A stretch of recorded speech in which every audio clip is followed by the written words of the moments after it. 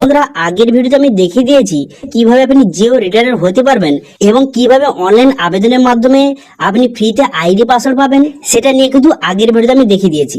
আজকের ভিডিওতে আপনারা দেখাবো যে আইডি পাসওয়ার্ড পাওয়ার পর তারপরে জিও পজ প্লাসে কিভাবে আপনি লগ ইন করবেন, লগ ইন করার পর কিভাবে আপনি কেওয়াইসি কমপ্লিট করবেন এবং কেওয়াইসি কমপ্লিট করে দেওয়ার পর তারপর আপনি সিম অ্যাক্টিভেশন কিভাবে করবেন তার স্টেপ বাই স্টেপ প্রসেস কিন্তু আজকের ভিডিওতে আপনাদের দেখিয়ে দেবো।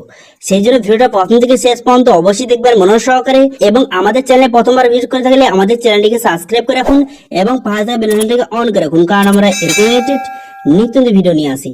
তো চলো আজকে ভিডিওটা শুরু করা যাক। তো সবার প্রথম আপনার যেটা করতে হবে সেটা হচ্ছে জিও পজ প্লাস যে অ্যাপটা, সেটা কিন্তু গুগল প্লে স্টোর থেকে আপনি ডাউনলোড কিন্তু করে নেবেন। ঠিক আছে, এই অ্যাপটি ডাউনলোড করে নেওয়ার পর তারপরে কিন্তু এই অ্যাপটি ওপেন করবেন এবং যাদের আগে থেকে আছে তারা কিন্তু অবশ্যই আপডেট কিন্তু করে নেবেন। তো ওপেন করার পর সবার প্রথম আমাদের যেটা করতে হবে, এখানে দেখতে পাচ্ছেন ফরগেট পাসওয়ার্ড বলে একটা অপশন দেওয়া রয়েছে, এই অপশন আপনি ক্লিক করবেন।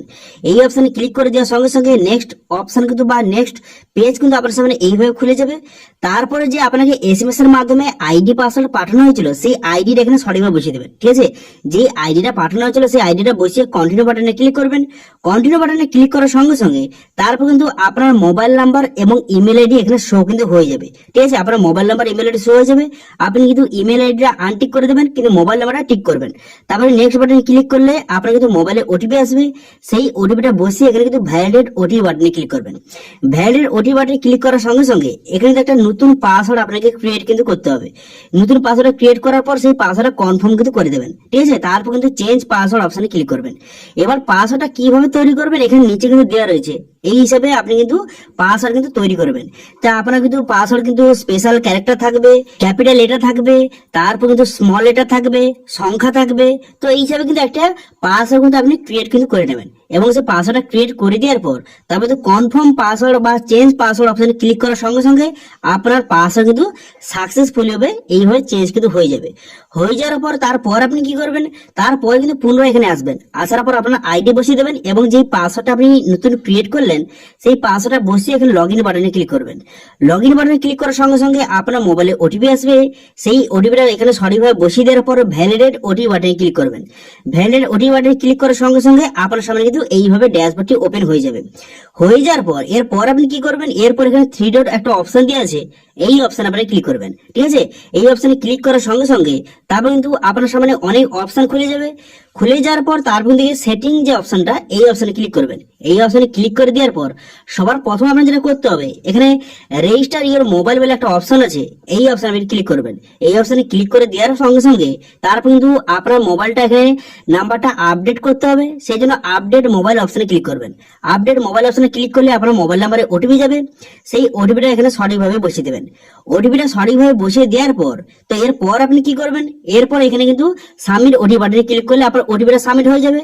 হয়ে যাওয়ার পর এখানে রেজিস্টার এজেন্ট ফটো অপশনে ক্লিক করবেন। করে দেওয়ার পর তারপর দেখতে পাচ্ছেন এখানে কিন্তু যে প্রুফ অফ আইডি হিসাবে এখানে একটা ডকুমেন্টস কিন্তু আপনাকে সিলেক্ট করতে হবে। তো সেক্ষেত্রে আপনি কি করবেন, এখানে সিলেক্ট করে দেওয়ার পর এখানে আধার কার্ড আপনি সিলেক্ট করবেন। আধার কার্ড এখানে সিলেক্ট করে দেওয়ার পর আপনার কিন্তু এখানে আধার কার্ডটি আপলোড কিন্তু করতে হবে। তো সেই জন্য প্রিভিউ অপশনে ক্লিক করে আপনার আধার কার্ডের ফটোটা কিন্তু আপনি এখান থেকে ফটোটা তুলে নেবেন। এইভাবে ফটোটা তুলে নেওয়ার পর তারপর সেটা আপনি এখান থেকে দেখতে পাচ্ছেন ইউজ দিস ফটো, এই অপশনে ক্লিক করে ফটোটা কিন্তু আপলোড কিন্তু হয়ে যাবে। ফটোটা সঠিকভাবে আপলোড হয়ে যাওয়ার পর তারপর এখানে কেটে দেবেন। এখানে কেটে দেওয়ার পর এখানে ঠিক ছিল মেরে দেওয়ার পর সাবমিট বাটনে ক্লিক করলে তারপরে আপনাকে ফটো কিন্তু তুলতে হবে। তো আপনার ফটো এখানে তুলে নেবেন। এখানে কিন্তু ক্যামেরায় আপনার ফেসটাকে নিয়ে এসে ফটোটা তুলে নেবেন। ফটোটা এখানে তুলে নেওয়ার পর তারপর আপনি কি করবেন, এখানে ঠিক চিহ্ন মারবেন, এখানে ঠিক চিহ্ন মেরে দেওয়ার পর সাবমিট বাটনে ক্লিক করে দেবেন। সাবমিট বাটনে ক্লিক করে দেওয়ার সঙ্গে সঙ্গে এখানে সাকসেসফুলি ভাবে সাবমিট কিন্তু হয়ে যাবে। সাকসেসফুলি ভাবে সাবমিট হয়ে যাওয়ার পর এরপর কিন্তু রেজিস্টার ইওর আধার অপশনে ক্লিক করবেন। করে দেওয়ার পর ভ্যালিডেট আধার অপশনে পুনরায় ক্লিক করবেন। এই ভ্যালিডেট আধার অপশনে ক্লিক করার সঙ্গে সঙ্গে আপনার আধার কার্ডের সঙ্গে যেই মোবাইল নাম্বার লিঙ্ক আছে সেই মোবাইলে ওটিপি যাবে। তার ওটিপি যাওয়ার পর সেই ওটিপিটা বসিয়ে এখানে কিন্তু সাকসেসফুলি ভাবে ভেরিফাই কিন্তু হয়ে যাবে। ভেরিফাই হওয়ার সঙ্গে সঙ্গে তারপর কিন্তু সরাসরি আপনার কিন্তু এমন একটি পেজে নিয়ে চলে যাবে। পুনরায় কিন্তু আপনি লগ ইন করবেন এখানে আইডি পাসওয়ার্ড দিয়ে।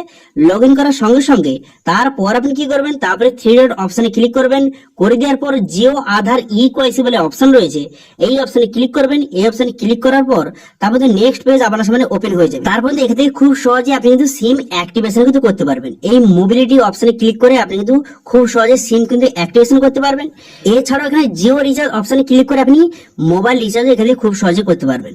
তো আজকের ভিডিও দেখিয়ে দিলাম যে কিভাবে আপনি আইডি পাসওয়ার্ড পাওয়ার পর এখানে ফার্স্ট টাইম কিভাবে লগ ইন করবেন এবং কিভাবে রেজিস্ট্রেশন করবেন, ইকেওয়াইসি করবেন, এ টু জেড প্রসেস দেখিয়ে দিলাম। এবার যদি এর পরে কিভাবে সিম অ্যাক্টিভেশন করতে হয় সেটা নিয়ে ভিডিও চাইলে অবশ্যই কমেন্ট করুন। আমি নেক্সট ভিডিও দেখে দেবো যে কিভাবে আপনি সিম অ্যাক্টিভেশন করবেন অথবা এমএনপি করবেন, তার স্টেপ বাই স্টেপ নিয়ে কিন্তু নেক্সট ভিডিওতে আপনি দেখে দেবো। সেই জন্য অবশ্যই কিন্তু কমেন্ট করে জানাবেন, ঠিক আছে? এবং আজকের ভিডিওটা ভালো লেগে থাকলে ভিডিওটা লাইক করে দেবেন এবং ভিডিও কিন্তু বন্ধুর সঙ্গে শেয়ার করে দেবেন। এবং আমাদের চ্যানেলে প্রথমবার ভিজিট করে থাকলে আমাদের চ্যানেলটিকে সাবস্ক্রাইব করে রাখুন এবং পাশে বেল আইকনটিকে অন করে রাখুন, কারণ আমরা এরকম নিত্য ভিডিও নিয়ে আসি। আজকের ভিডিওটা এই পর্যন্তই, দেখা হচ্ছে নেক্সট ভিডিওতে। Thank you.